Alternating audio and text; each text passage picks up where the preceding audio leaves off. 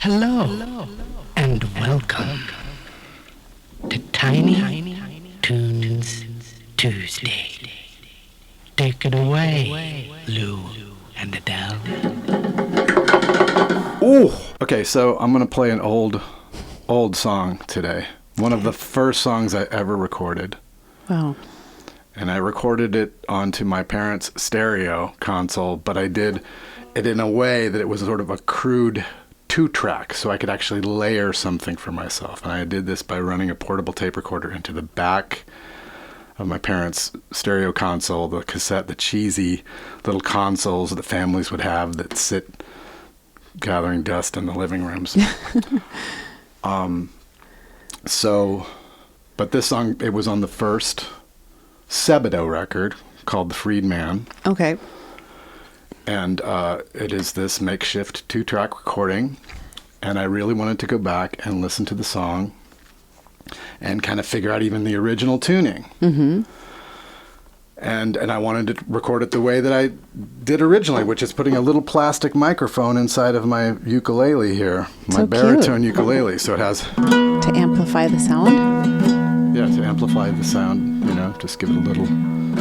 And I did this last night, and I've just been kind of obsessed with it. And just like, when I start playing it, I just kind of feel like You get in like a trance-like state? Yeah, I feel like I go somewhere else, It just sounds so fucking nice. It sounds so rich. Beautiful. And it's just my cheap broken Rode ukulele. The Rode uke.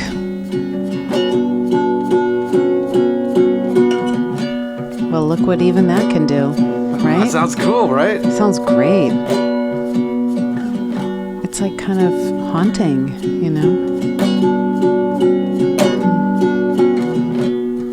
This isn't the song. This is just something I started playing. I'm like just yesterday, thinking, I just started cycling through. I just started playing all these different riffs, and I was just like in a trance, and I didn't record any of them. But you've been in kind of like a cool creative state lately. You're creating, you're playing, you're thinking about new music, and doesn't that sound nice? Yeah, it sounds great. Makes me just want to. I love it. Start writing in a journal. Pick up that journal, baby. Yep. Just start writing these songs. Yeah, you do. I call it Weed Forest and Again. Because that was the name of my first real cassette was called Weed Forest, and it was just me and my ukulele and my 4-string guitars and the little plastic microphones inside of the guitars. And then I got a 4-track when I got a job, so that was so the sound quality improved in a small way, but then I had more opportunity to sort of layer things. But the song I'm going to play is like one of the first. That's so cool. I remember when I recorded the song that I'm going to play, and I remember being really into it. And really, because it was really one of my first songs where I repeated something.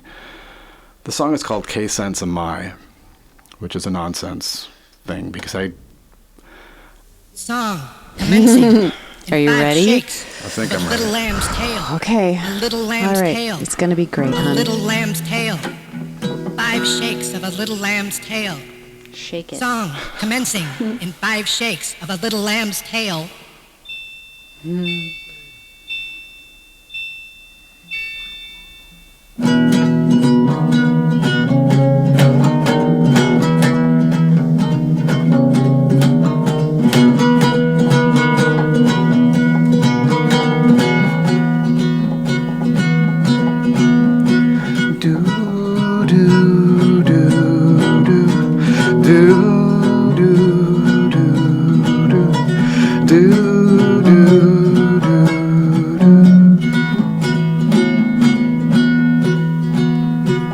Something good is coming.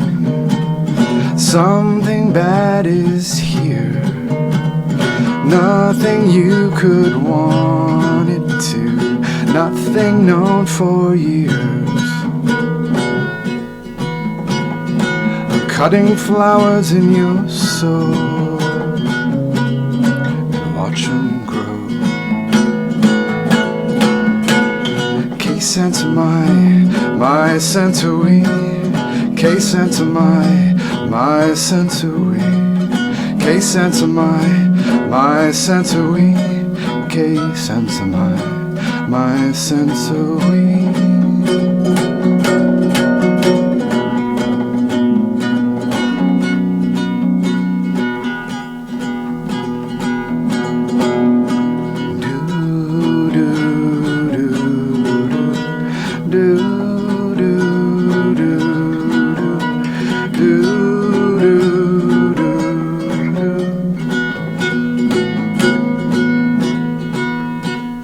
Something good is coming, something bad is here. Nothing you could want it to, nothing known for you. I'm cutting flowers in your soul, watch them grow. K-Sensa-My, my Sentridoh. K-Sensa-My, my Sentridoh. K-Sensa-My, my Sentridoh. K-Sensa-My, my Sentridoh.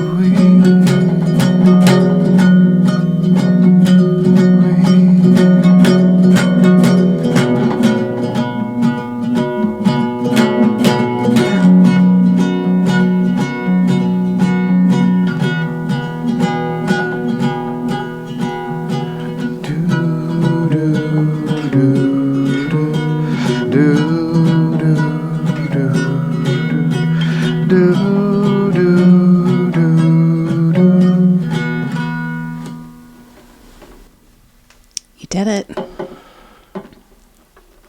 Yeah, I was nervous. You made it I was kind of. You to could the hear other side. You could hear the mic shaking in the guitar. Really? I I didn't was hear kind that. of nervous.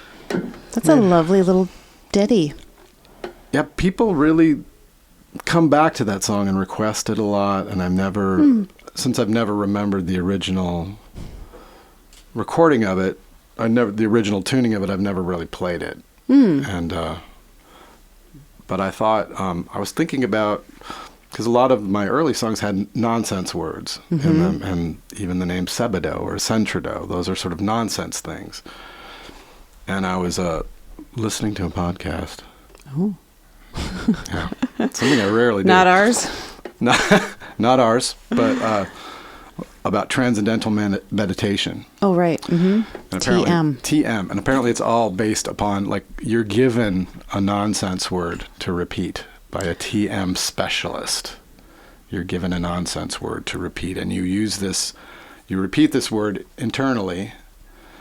In your head? In your head, the idea that at some point you stop, you sort of dissociate, and you enter like sort of a blank space where you're repeating this word that doesn't mean anything, and you're kind of resetting your brain.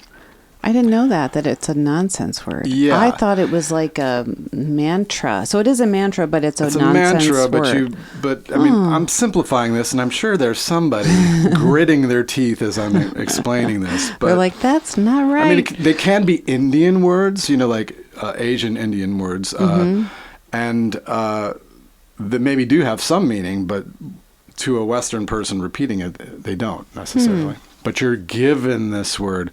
But I'd like to say that I have a lot of nonsense words in my early songs, and everybody, you're free to take any of those words, like K-Sensa-My. Make it your mantra. Make that your gateway. And, when I was first writing songs, because I wrote that song probably in the very early years of Dinosaur Jr. Okay. When we were still Dinosaur. And I was writing things, but I just was like, I could not finish and I didn't want to use real words. I didn't want to like make my songs really mean much. I was afraid to. Okay. I wasn't confident enough, so I used a lot of nonsense words, and K-Sensa-My is one of them. But I did choose them to what felt good, So. But I have a song called Calix John Tara. John Tara, that sounds good. So please repeat that if you'd like. Oh my gosh. Free of charge. Look, I'm not making you give me money and then hang out with me for 3 days while I tell you how to repeat something in your head. Someone might want to do that.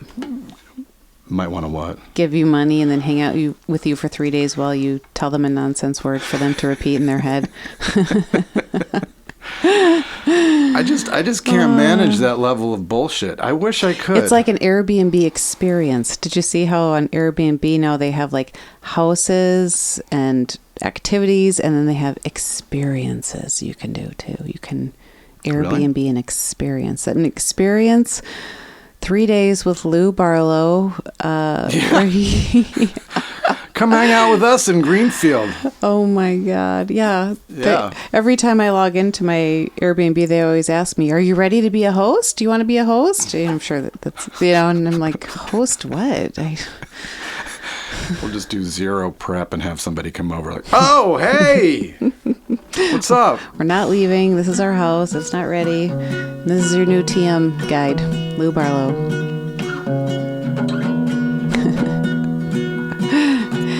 And your word is kin pum. That's pumpkin, but mixed up. Just say it over again. Kin pum, kin pum. I was thinking of Pumpkin because Pumpkin was walking in and out of here doing a little loop while we're recording. It was so cute. He was like, I'm checking things out. What are you guys doing in there? It's nice they didn't yell at us. Although that would have been cute. I think everyone would have enjoyed that. Love to hear a little Pumpkin. Yeah. He's so vocal when he wants to be. Lets us know. So that song, actually, I recorded it again. I did a second version of it. Nice. For a record I did called Losers, which was this. It's a double LP of home recordings. It is like hardcore Lou Barlow lo-fi. Hardcore. Yep. And it's real slow. But I played the same song, but then real slow. I don't know why I did that. But. Were you using a 4-track when you re-recorded it? No. It was still the makeshift thing. Really? But it's just slow like that. Something good is coming. You slowed the record down. Something bad is here. Nothing you could want it to.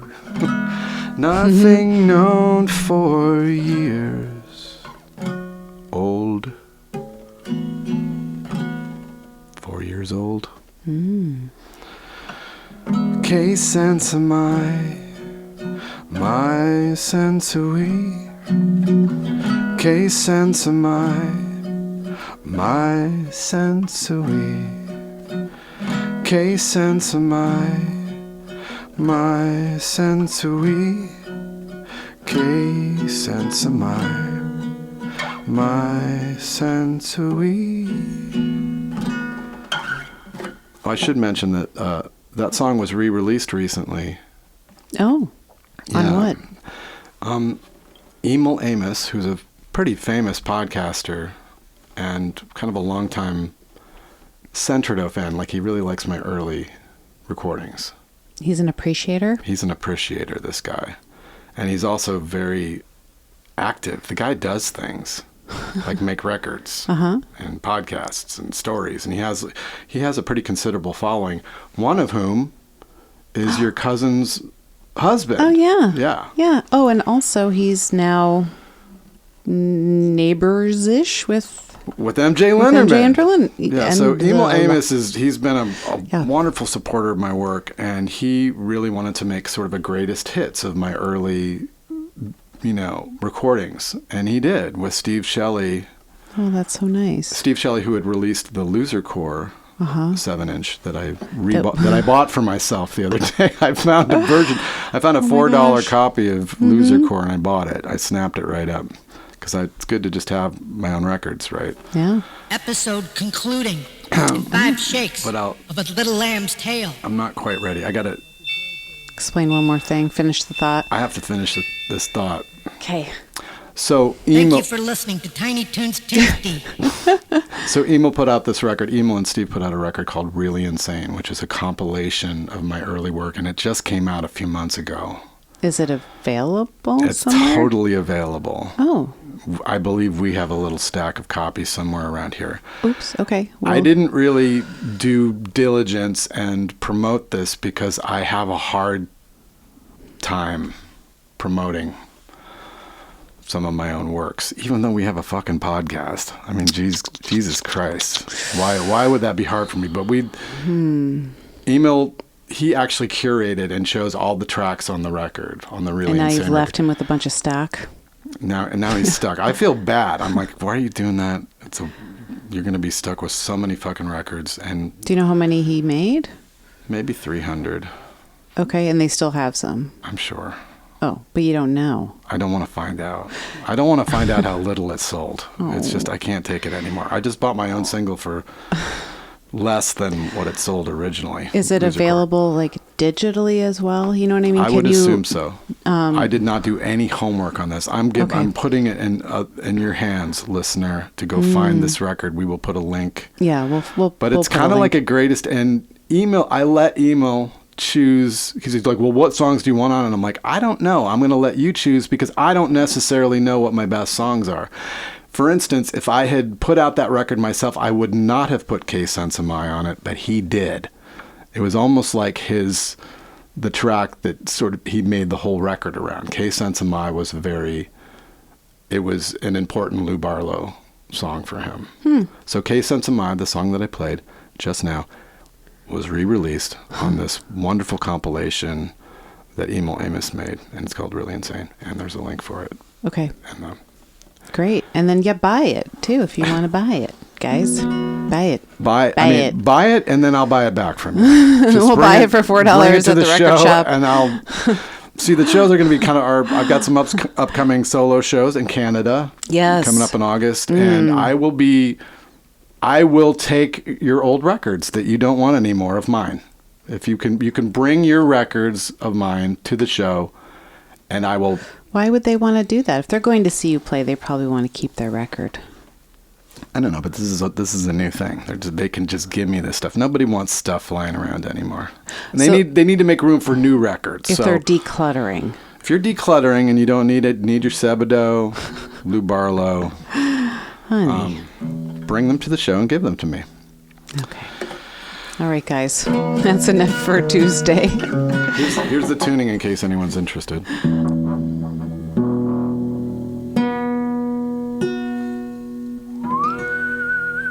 Ooh. I want to just sit around all day. Twiddle I those. just want to twiddle this thing all day Twiddle long. it.